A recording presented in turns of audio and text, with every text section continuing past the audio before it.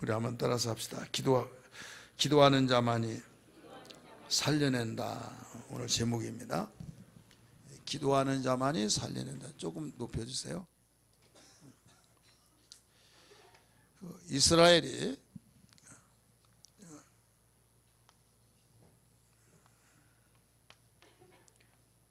여기가 유다고, 유다에는 이스라엘이에요. 혹은 북왕국, 여기는 남왕국. 우리나라 남쪽 북쪽 분단됐죠. 이 다윗 이전에 사울이 이스라엘 초대 왕인데, 그 사울과 2대 왕은 다윗, 3대 왕은 솔로몬이에요. 이때는 이 분단되지 않냐고 통일왕국이었습니다. 여기는 이제 갈릴리, 여기 요단강, 여기는 오늘날 여기는 시리아고 여기 요르단입니다. 이런 지역까지 다 다윗이 영토를 넓혀놨어요.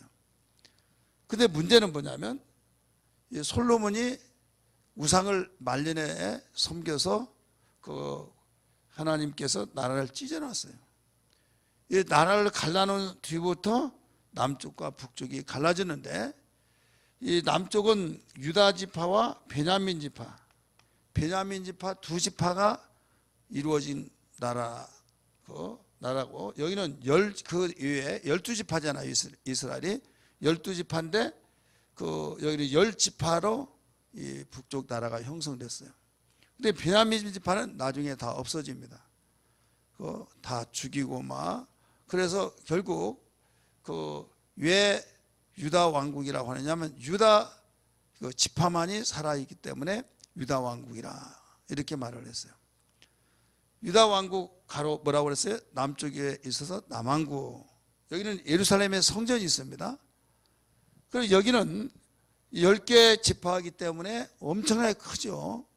그래 북쪽 왕국이기 때문에 여기는 이스라엘이라 이름을 붙였어요. 그래서 솔로몬 아들이 르호보암인데, 르호보암이 분열 왕국의 초대왕이에요.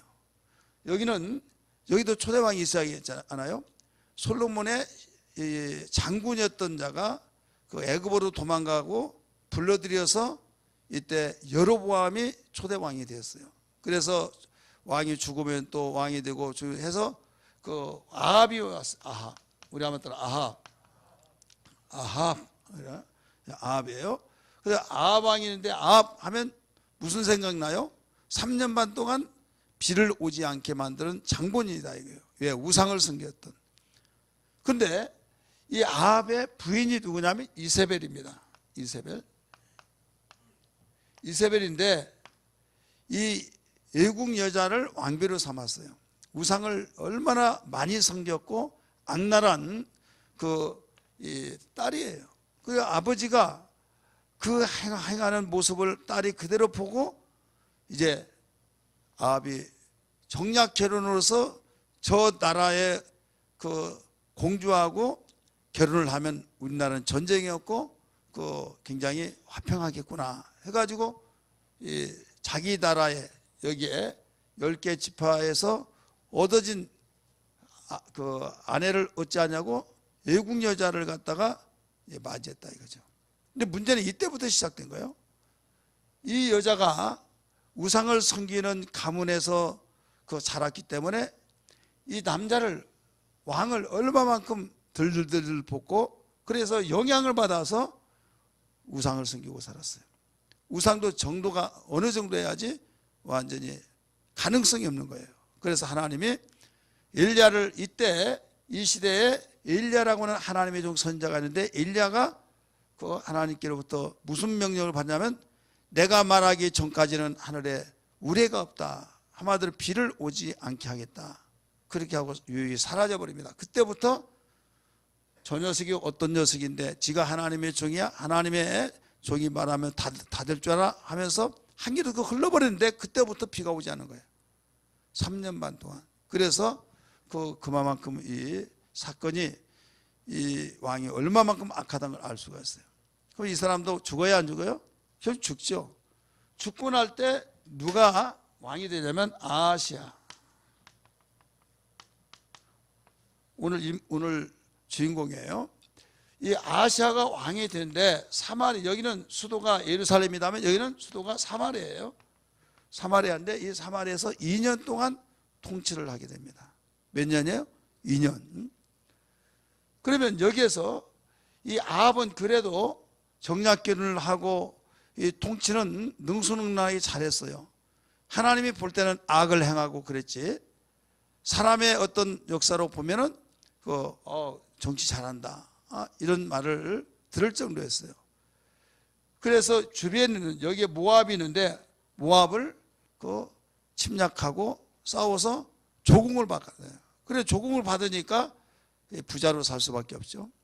근데 아합이 죽으니까 여기서 우리는 이제는 못 내겠다, 조공 못 바치겠다 이거예요. 누가 왕이 될 때, 이 아합의 아들 아하시아가 왕을 할 때, 그리고 이 조공을 못 바치겠다라고 한다는 그 의미는 뭐예요? 한번 해보려면 해봐라 이거예요. 해보려면 해봐라. 그래서 섣불리 건들다가는 나중에 더 어려움을 당할 것 생각하니까 이러지도 못하고 저러지 못하고 신기가 굉장히 불편해요. 그래서 그런 상황 속에 있는데 사람이 그러잖아요. 씩씩거리고 막 어떤 스트레스 받으면 잘못 내딛다가 그냥 떨어지기도 하고, 또 언성이 높아지고 생각도 몽롱해지면서 이성을 잃어버릴 수밖에 없는 이런 경우들이 많이 있잖아요. 과거 사람이나 지금 사람이나 앞으로도 똑같다는 걸 알아야만 됩니다. 이 아하시아가 이런 모압이 자기 아버지 때는 아주 공손하게 이해하면서 양 털을 깎으면 막 한 12만 마리 그 정도 털을 깎아서 바치고 막 그랬던 자들이 못 바친다 하니까 속에서 부하가 치밀어 오르고, 그러면 백성들이 뭐라고 하냐, 무능한 왕이다. 그러면 내 자리는 이거 얼마 가지 못하겠구나. 막 스트레스 받는 가운데서 다락 난간에서 절푸덕 떨어져 버렸네요. 떨어지다가 보니까 치료가 되었는데 치료가 안 되는 거예요. 아무리 좋은 약을, 아무리 백방을 띄고 이런 저런 약을 쓰더라도 낫지를 않는 거예요. 너무나 답답해 가지고 자기의 그 외갓집에 보내서, 그러니까 이세벨의 친정이죠. 거기에 에그론 신이 있어요. 에그론 신, 거기에 바알세불이라고 한 신에게 가서 내 병이 낫겠나 안 낫겠나 라고 물어보라는 거예요. 이때 하나님이 그걸 아셔야 몰라요? 알죠. 하나님이 알고, 하나님이 얼마나, 엘리야가 화가 난 것이 아니라 하나님이 화가 났어요. 누가 화가 났어요? 하나님이. 얼마나 화가 나는지 엘리야를 불렀어요. 엘리야야, 너는 지금 아하시아가 보낸 사자에게 가라. 그러면서 사건을 이야기해 준 거예요. 엘리야는 보지도 못하고 알지도 못한데 하나님께서 엘리야를 불러서 이 사건을 이야기해 준 거예요. 에그론의 신 바알세불에게 가서 내 병이 낫겠나 안 낫겠나 지금 물어보라고 사자를 보냈는데 어디쯤 가고 있으니 너는 그쪽으로 가서 반드시 죽으리라 라고 가르치라고. 그런데 왜 그런가 하면 이스라엘의 이 병을 낫을 수 있는가 없는가 물어볼 만한 신이 없어서 우상에 아무 힘도 없는 거기에 물어보냐 이거예요. 하나님이 얼마나 괘씸하게 여기는지. 자, 내가 할 수 있는데 나는 못한다고 다른 사람한테 물어보면 기분 나빠요 안 나빠요? 나쁘죠. 오늘 어떤 목사님, 우리 선교회 목사님들 우리에게 오셔서 이야기를 하는데 굉장히 한 교회에서 한 40년 동안 하고 이제 은퇴를 하셨어요. 원로 목사님으로 지냈는데, 목사님이 이제 11시 예배 한 달에 한 번 예배를 드린대요. 한 달에 한 번 예배를 드리는데 벌써 뭐라고 하면 목사님 이제 예배를 설교 안 했으면 좋겠다고 그러더래요. 뭐가 안 했으면 좋겠다고요? 설교. 그런데 기도를 이제 시키는데 그분이 주동을 해가지고 이렇게 뚫뚫뚫 뭉쳐서 그러면서 뭐라고 하면 목사님 듣기에는 좀 거북하지만은 그 전라도 사람이 완전 뚫뚫뚫 뭉쳐가지고 그래가지고 이제 그렇게 했노라고 하면서 목사님, 내가 이제 전라도라는 걸 알고 굉장히 미안했던 모양이에요. 그런데 그분이 이제 기도를 그날 공교롭게 기도하는 시간인데 몇십 년 동안 같이 있는데 자기 이름을 모르겠느냐 이거죠. 알면서도 오늘 설교하신 분, 이렇게 말해야 돼요. 오늘 설교하신 분 설교 잘하게 하시고 하고 그냥 어물버물 하면서 끝나더라는 거죠. 기도를 대피 기도하는데, 그래서 그 설교를 그 기도소를 들으면서 너무 막 속에서 올라오는 거예요. 야, 전에는 꼼짝하지 못했던 이런 사람들이 이제 은퇴했다고 원로라고 설교도 못하게 하고 그러구나. 그래가지고 굉장히 심기가 너무 불편할 뿐만 아니라 너무 막 화가 난 거예요. 그러면서 그랬대요. 그 기도 딱 끝나고 난데, 여러분 주보에 보면 원로 목사는 원로 목사 죽기 전까지 영원하다, 영원하다고 하면서 다른 분들은 다 가고 간다 할지라도 원로 목사는 갈 수가 없다. 영원한 목사다. 그러면서 이제 알아듣게 이야기를 했다. 이런 이야기예요.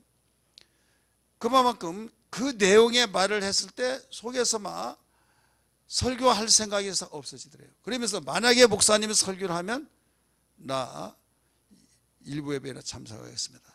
3부 예배에 참석하겠습니다. 이렇게 말을 하더라는 거죠. 그렇게 충성스럽게 예하고 했던 사람이 그렇게 돌변하더라는 거예요. 자, 여기에 계신 분들도 내가 만약에 언젠가는 이제 원로 목사 돼야 안 돼요? 되죠. 그러면 목사님 설교 안 하셨으면 좋겠습니다. 이렇게 말을 하려나 안 하려나 안 하리라고 하는데 거기는 충격을 받아버린 거예요. 충격을. 40년 동안 그 목회를 하고 있는데, 그래서 그 소리를 듣고 막 얼마나 막 정말 불로 말한다면 불로 화력이 확 올라오듯이 그 분노가 막 치밀어 오르는 그런 심정. 자, 사람은 인격이 있기 때문에 그런 말을 들으면 그런 말이 올라오죠. 그 마음이. 그런데 하나님은 인격적인 분이에요? 비인격적인 분이에요? 인격적인 분이죠. 당신이 할 수 있는데, 물어보면 답변을 해주겠는데 왜 이방의 신 에그론의 신 바알세불에게 가서 내 병이 낫겠나 안 낫겠나 물어보라고 자기의 사자를 보내냐 이거예요. 하나님께로부터 괘씸죄에 걸린 거예요. 괘씸죄. 얼마나 하나님이 화가 났으면 엘리야야, 지금 넌 아하시아 왕 사자한테 가라. 지금 어디쯤 가니까 이런 말을 가지고 그가 심부름을 가고 있다. 그러니까 당장 가서 이렇게 말을 하라. 무슨 말이냐면 이미 말씀드려서 여러분 성경 읽어서 아신 바와 같이 거기에 이스라엘에 물어볼 만한 신이 없어서 에그론의 신 바알세불에게 물어보느냐? 너는 침상에서 내려오지 못하고 죽으리라고 그대로 전해주라. 그런 거예요. 그래서 엘리야가 하나님의 종이니까 그대로 말씀 하나님께로부터 들었던 걸 가서 이야기해 준 거예요.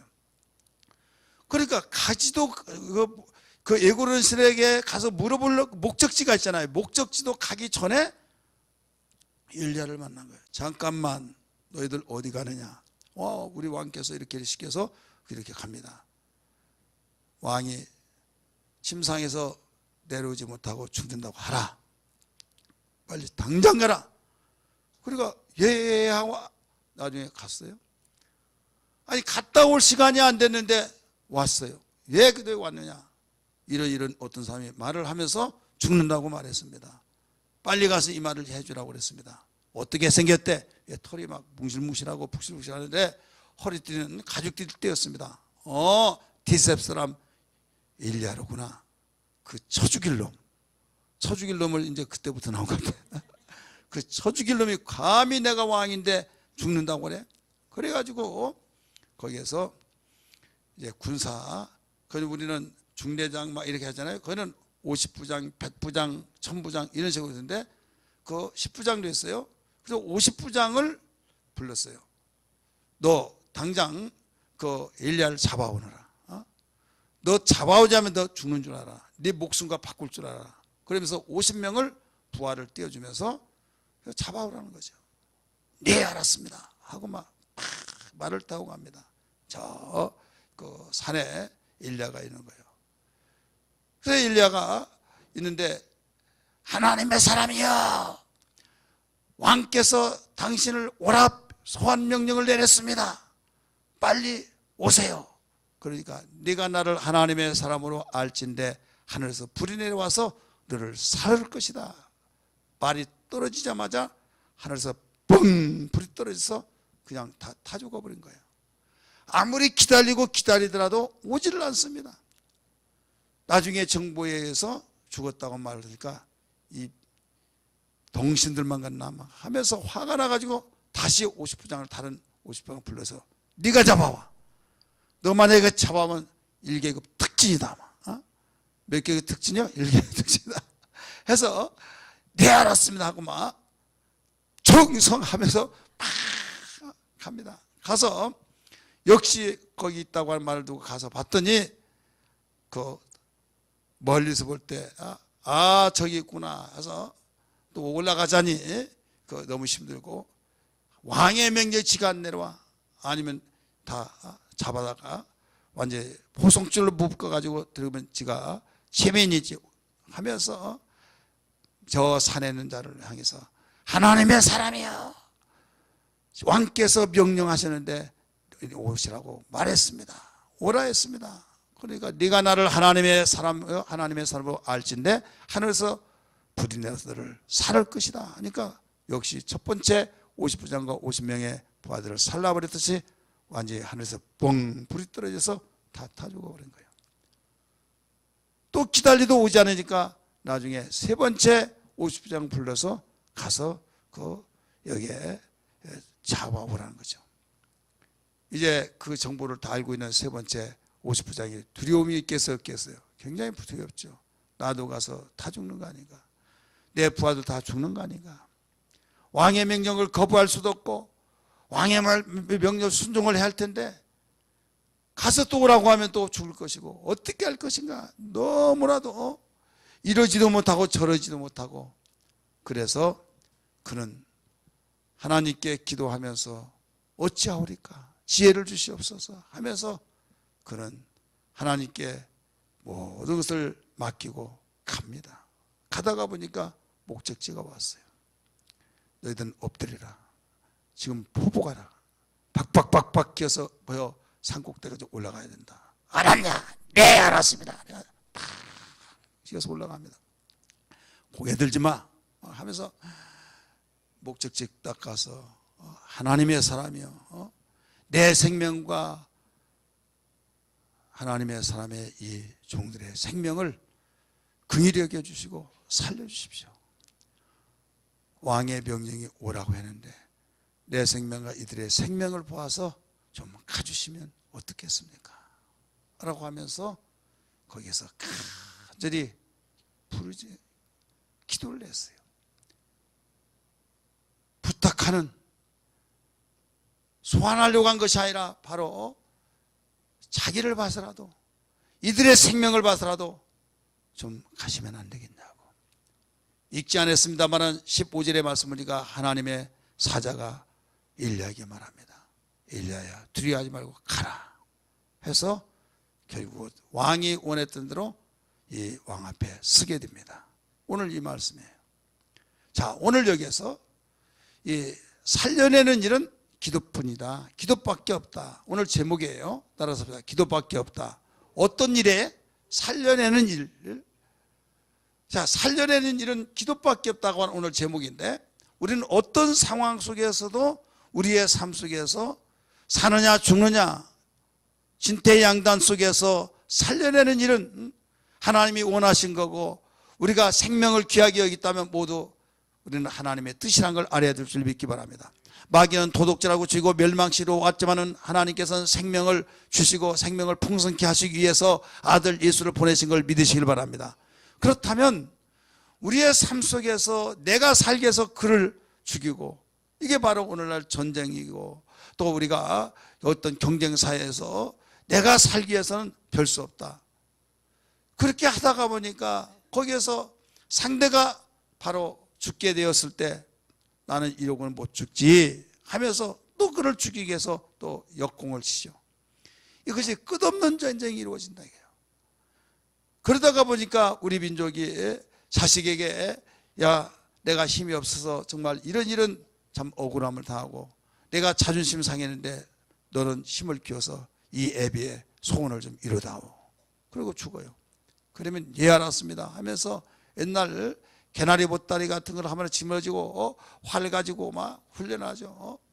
그리고 활을 쏘고 또 창 던지는 연습을 하고 해서 이제 수련을 다 하고 난데 어디로 갑니까? 아버지의 원수라고는 그 원수 집에 가서 잠자는 툭툭 깨워가지고 목숨이 아까거든 일어나라 내 말 들어 하면서 결국 말 다 듣고 예 우리 아버지는 이렇게 했느냐고 결국 쳐죽여요.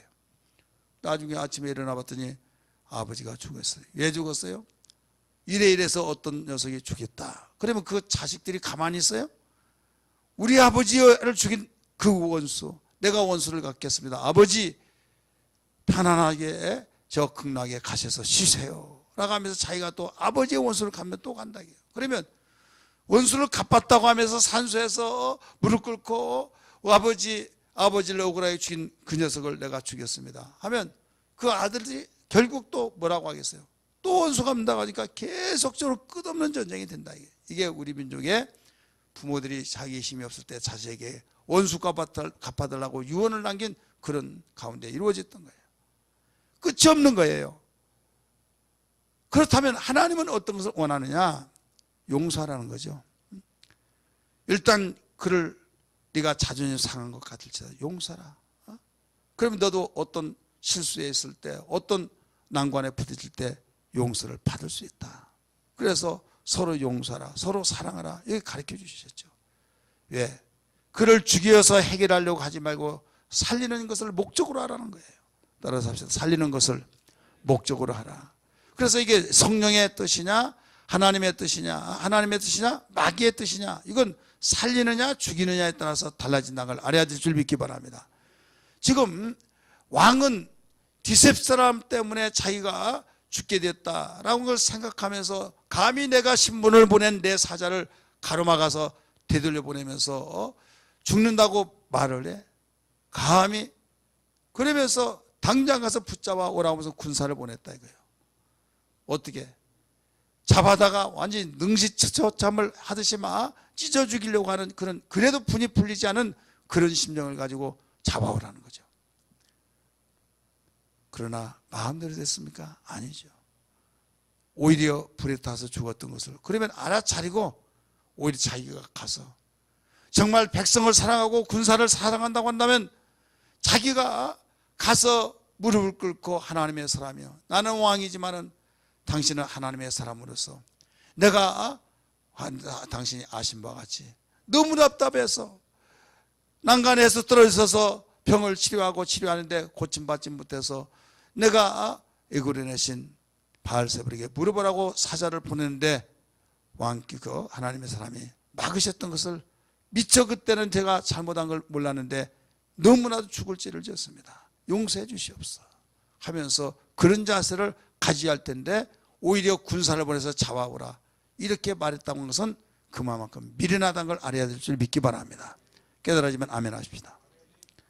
똑같은 사람들 왕의 명령을 받았지만은 어떻게 이 세 번째 50부장은 자기도 살고 신하들도 바로 살릴 수 있었더냐. 첫째로 살릴 수 있는 그 비결이 분별이었어. 분별. 우리 한번 따라서 분별. 우리는 살려내려면 분별이 있어야 될 줄 믿습니다. 분별이 없으면 살려낼 수가 없어요. 왜? 첫 번째 50부장과 두 번째 50부장은 왕의 명령을 하면서 야 일리야 잡아와라. 그놈 예 알았습니다.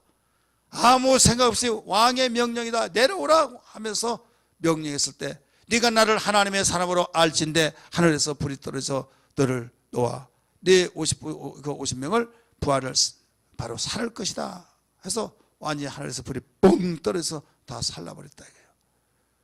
첫 번째도 두 번째도 다 왜? 왕의 명령 위에 어떤 명령이 있느냐, 왕의 명령보다 더 큰 명령이 있느냐 이거예요. 그들은 분별할 줄 몰랐어요. 그러나 세 번째 50부장은 분별력이 있었어요. 나도 가면 왕의 명령을 따라서 일려 오라고 하면 나도 죽는구나. 내가 살 길이 무엇인가? 왕의 명령이 더 큰 명령이냐, 하나님의 명령이 더 큰 명령이냐, 분별을 가졌다 해요. 믿으시길 바랍니다. 세상의 사람은 왕 위에 어떤 누구보다도 아무도 왕보다 더 큰 명령이 없다라고 알지만은 하나님을 바로 아는 자는 하나님의 명령이 가장 크다는 것을 알기 때문에 그는 분별력을 가지고 왕의 명령대로 소환을 하기 위해 방법론을 달리했다 이거예요. 어떻게? 저 일리야 있는데 거기까지 포복을 한다. 계속 기어서 올라간다 하면서 정상까지 가서 하나님의 사람이요, 하나님의 사람이라고 말했어요. 뭐라고 했습니까? 나의 생명과 나의 신하들, 당신의 종들을, 50명의 종들을 생명을 불쌍히 해달라고, 살려달라고. 그래, 분별력이 없다고 한다면 어떻게 잡아오라고 하고 왕의 명령을 따라 잡아오라고 했는데 그 앞에 무릎을 꿇을 수 있겠습니까? 오히려 왕의 명령보다 하나님의 종이기 때문에 하나님의 명령을 따라서 왕이 죽는다고 말하라 하는 그 명령이 하나님의 명령이라는 걸 알고 그 앞에 무릎을 꿇었다는 사실이에요. 믿으시길 바랍니다. 우리는 본문 사건에서 두 가지로 볼 수 있어요. 하나는 공통점입니다. 공통점. 하나는 다른 점이에요. 자, 공통점은 뭐냐면 똑같이 하나님의 사람이요 이 말이에요. 따라서 하나님의 사람이요. 9절에도 나오고 11절도 나옵니다. 13절도 나옵니다. 하나님의 사람이라고 50부장이 1차 50부장, 2차 50부장, 3차 50부장 모두 다 하나님의 사람이요 말했어요. 이게 공통점이에요. 그럼 다른 점은 뭐냐? 다른 점은 1차, 2차 50부장은 왕의 명령이 당신이 오라고 했습니다. 왕의 명령에 의해서 소환장이 나에게 발부됐으니 내려오세요. 두 50부장은 그렇게 말했어요. 그런데 세 번째 50부장은 그렇게 말하지 않았어요. 여기에서 하나님의 사람이여라고 하는 그 말은 공통점이 있지만은 나의 생명과 나의 50명의 부하들을, 고지 50명의 부하는 곧 당신의 종들입니다 라고 하면서 생명을 불쌍히 여기달라고, 그러면서 부르짖었다고 그랬어요. 따라서 합시다. 부르짖었다. 부르짖음, 바로 부르짖어, 이게 달라요. 따라서 부르짖어. 그래, 부르짖었다는 것은 기도를 말하고 있거든요. 그러니까 이게 다르다 이게. 그래서 오늘 제목이 뭐예요? 기도하는 자만이 살려낸다. 이게 오늘 제목이. 그래서 똑같은 명령, 왕의 명령을 가지고 갔지만은 누가 살렸냐 이게, 누가? 이것은 기도하는 자만이 살려냈다 이거예요. 우리는 분별력이 없어서 다른 사람이 이렇게 나도 한다 하다 보면 여러분 같이 망하는 거예요. 그러나 왜 앞에 사람 1차, 2차 왜 죽었느냐, 102명이 왜 죽었느냐, 그것도 하늘에서 불이 떨어져 왜 죽었느냐, 똑같이 왜 죽었느냐, 이건 왕의 명령으로 통해서 사는 것이 아니다. 왕의 명령이 가장 크다고 하지만은 아니다. 하나님의 명령이 왕 위에 명령 위에 있다. 할렐루야. 그걸 알고 분별력을 가졌어요. 분별력을 가진 사람은 어떻게 하느냐, 바로 두 번째는 기도하는 거예요. 우리 한번 따라합시다. 기도. 이 기도를 하는데 기도에는 세 가지가 포함되어 있습니다. 기도에는 세 가지가 내포되어 있는데 13절에 나와요. 자, 13절 우리 13절 다 읽습니다. 같이 읽습니다. 시작.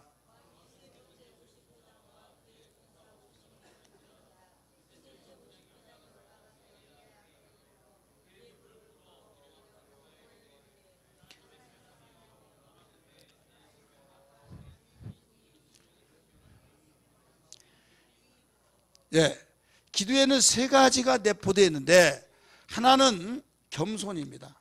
우리 한번 따라합시다. 겸손. 겸손이라고 하는 것이 내포되어 있어요. 뭐라고 나왔습니까? 그 무릎을 꿇어 엎드려, 이렇게 나오죠. 따라합시다. 그 무릎을 꿇어 엎드려. 나는 왕의 명령을 받았다. 왕의 명이 더 높아. 첫 번째, 두 번째 50부장같이처럼 명령해서 끌어오려고 한 것이 아니라 무릎을 꿇었다는 거예요. 겸손하지 않으면 그럴 수 없다는 걸 믿기 바랍니다. 그래서 겸손을 가리키고, 두 번째는 간구하여, 이렇게 나오죠. 기도에는 간구가 들어가요. 간구. 그냥 속으로 주여 이렇게 해주세요. 그것도 바로 기도입니다.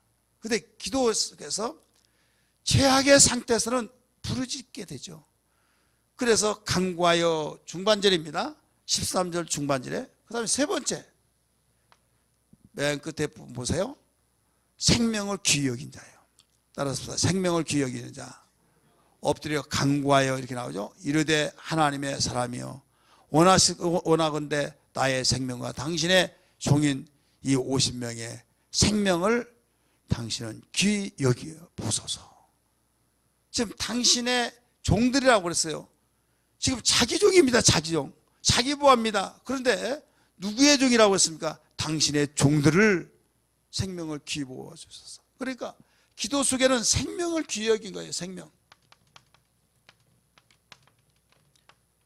그러니까 기도의 사람은 이 세 가지가 반드시 여기에 내포되어 있어요. 만약에 기도하더라도 겸손하지 못하고, 어떤 사람은 기도를 열심히 하는데 겸손하지 않습니다. 이건 기도의 정신이 아니에요.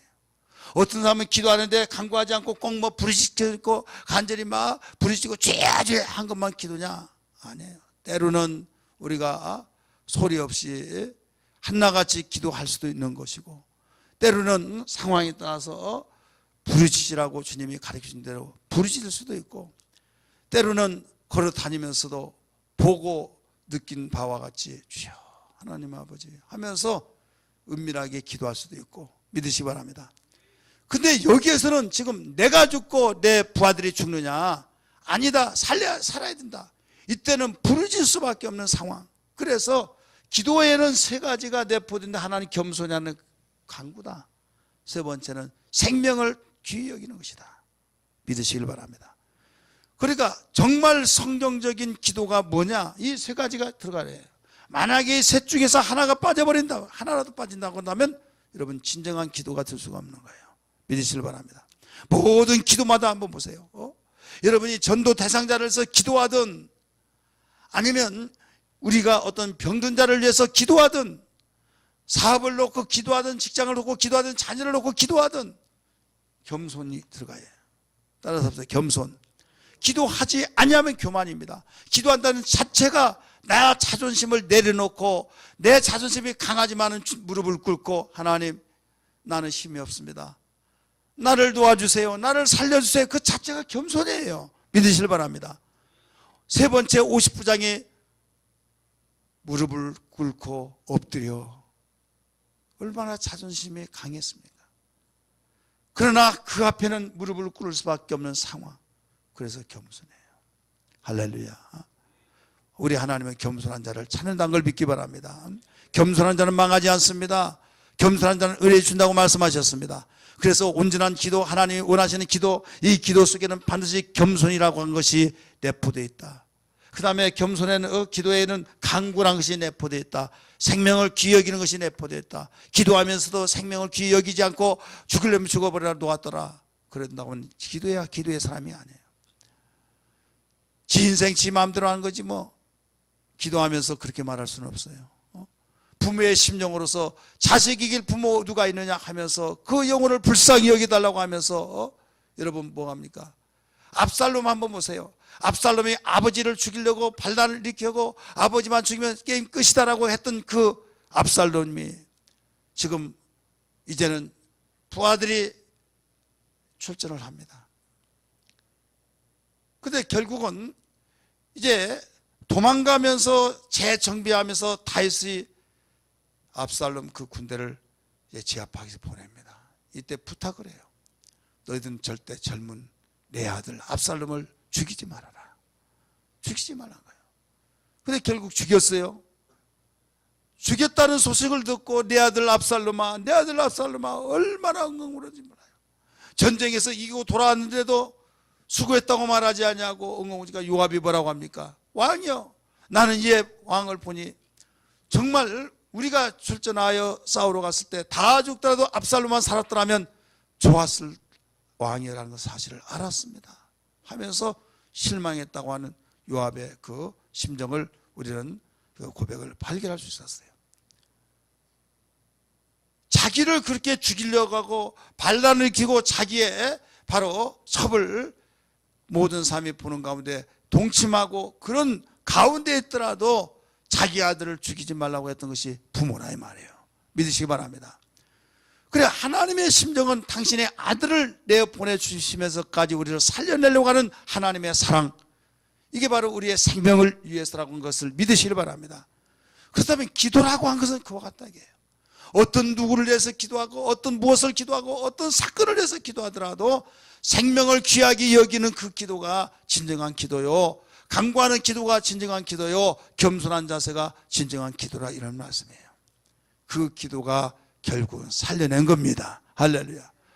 첫 번째, 두 번째 50부장은 이러지 않았습니다. 세 번째 50부장만이 다른 점, 공통점, 다른 점 이야기했죠. 첫 번째, 두 번째 50부장과 다른 점이 바로 여기에 있는 거예요. 분별을 가졌습니다. 기도의 자세로 가졌습니다. 오늘 우리는 우리의 삶 속에 이러지도 저러지도 못하고 의아하고 할 때가 얼마나 많습니까? 이때 주여 내 눈을 열어서 분별할 수 있도록 도와주옵소서. 주여 내 눈을 열어서 하나님이 원하시고 하나님의 뜻이 어디에 있는가를 바로 알 수 있는 눈을 열어놓아 주옵소서. 이런 기도가 되기를 주의 이름으로 축원합니다. 주여 겸손한 신앙이 되어서 온전히 주님의 말씀을 따라서 살아가게 하시고 온전히 기도의 능력을 주셔서 하늘 보좌를 감동시킬 수 있도록 도와주시옵소서라고 하는 귀한 시간 되기를 주의 이름으로 축원합니다. 할렐루야. 우리 540장 주의